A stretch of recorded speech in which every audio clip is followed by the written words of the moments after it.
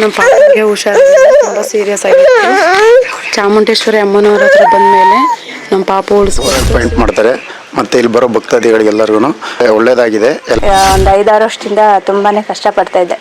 ಇಲ್ಲಿ ಬಂದೋದ್ಮೇಲೆ ಎಲ್ಲಾದ್ರಲ್ಲಿ ನನ್ನ ಆರೋಗ್ಯ ಸಮಸ್ಯೆ, ಆಮೇಲೆ ನನ್ನ ಕೆಲಸದ ವಿಚಾರದಲ್ಲಿ, ನನ್ನ ಮನೆ ವಿಚಾರದಲ್ಲಿ ಎಲ್ಲದರಲ್ಲೂ ಒಳ್ಳೇದಾಗಿದೆ.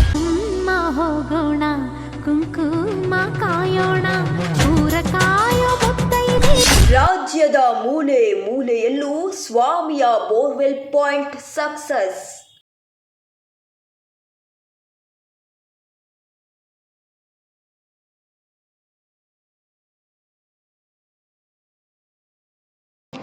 ನಮ್ಮಪ್ಪ ಬರೋದು ಅಲ್ಲಿಗೆ ಹೋಗಿ ಅಪ್ಪಣೆ ಕೇಳಿದೆ. ಅಲ್ಲಿ 4 ಇಂಚು 5 ಇಂಚು ನೀರು ಕೊಡ್ತೀನಿ ಅಂತ ಅಪ್ಪಣೆ ಆಯ್ತು. ಅದೇ ರೀತಿ ನನಗೆ ನೀರು ಕರುಣಿಸಿದೆ. ನಿಂದು ಕಾಲ ಮುಗಿದರು ನಿಲ್ಲದು ಅಧ್ಯಾಯ ಪುಣ್ಯಾತ್ಮ. ವಿನೋದ್ ಪ್ರಭಾಕರ್ ರವರು ಚಾಮುಂಡೇಶ್ವರಿ ಅಮ್ಮನವರ ಹತ್ತಿರ ಮುಡುಪು ಕಟ್ಟಿದ್ದಾರೆ.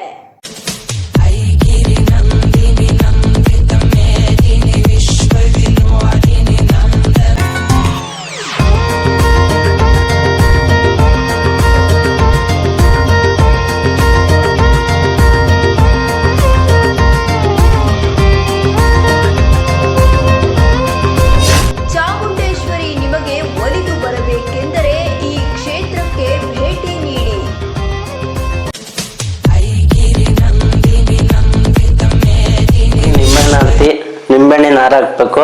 ಭಗವಂತನಿಗೆ ತುಳಸಿ ಹಾರದಿಂದಲೇ ಕಾರ್ಯ ನಡೀತಾ ಇದೆ. ಇದುವರೆಗೂ ಕರೆಯುವೆವು ಆಡುತ್ತ ಕರೆಯುವೆವು ನಾವು. ಸ್ವಾಮಿ ನಂಬಿ ಬದುಕುತ್ತಿರುವ ಭಕ್ತರು.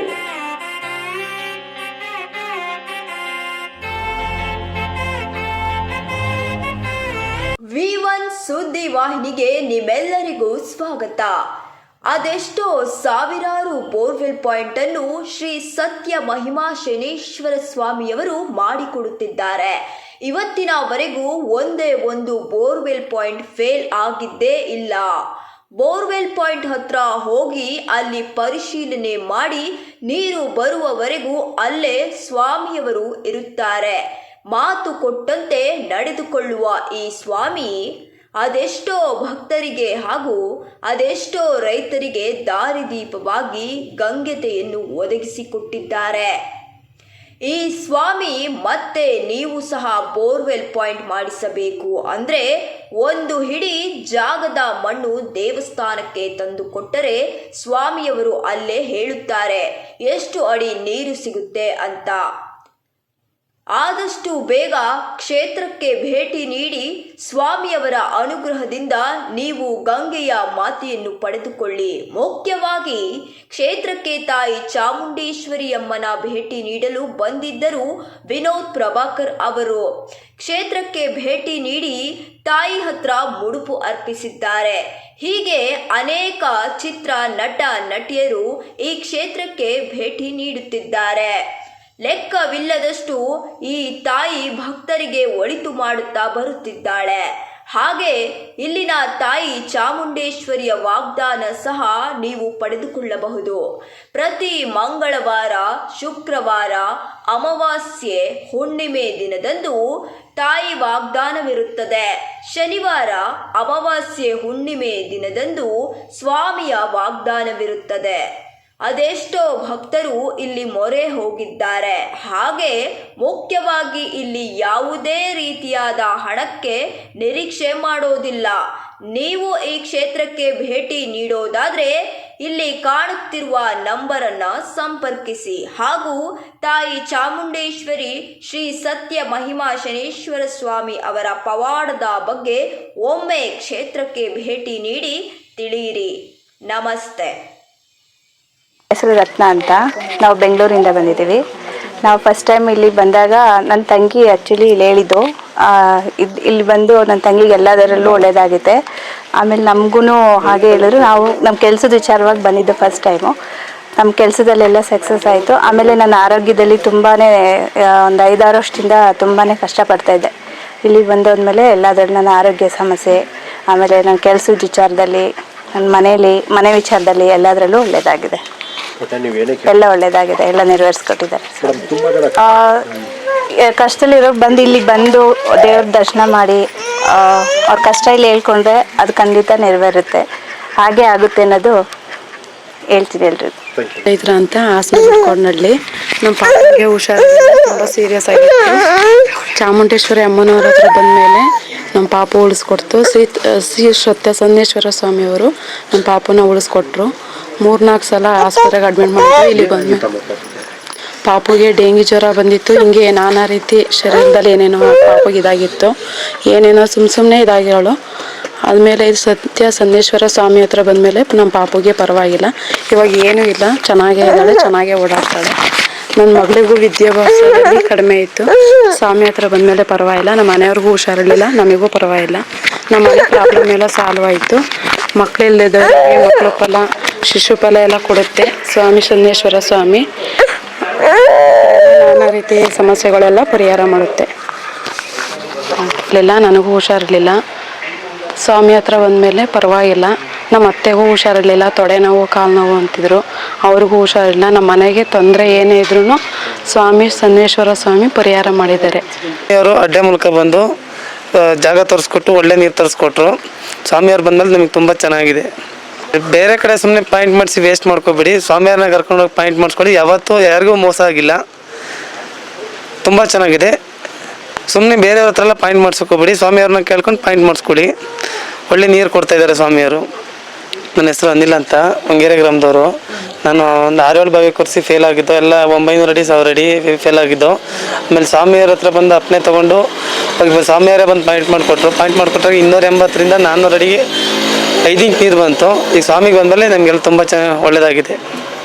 ಸ್ವಾಮಿಯವ್ರು ಬಂದು ಗುರುತಿಸ್ಕೊಟ್ರು. ನಾವು ಯಾವಾಗ ಬರೋಕ್ಕೆ ಸ್ಟಾರ್ಟ್ ಆದರೂ ಅವಾಗಿಂದಲೂ ಇಲ್ಲಿ ಬಲಗೈ ಬಂಟ ಆಗಿ ಕಾರ್ಯನಿರ್ವಹಿಸ್ಕೊಂಡ್ಬರ್ತಾನೆ ಇದ್ದೀನಿ.